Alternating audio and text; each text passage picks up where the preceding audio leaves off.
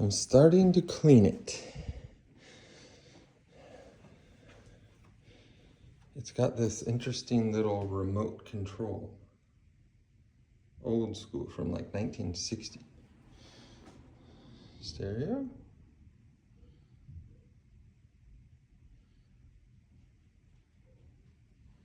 Record player.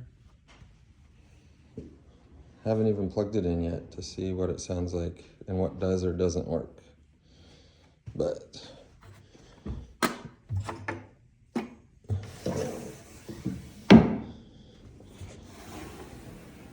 there's a speaker dial right there.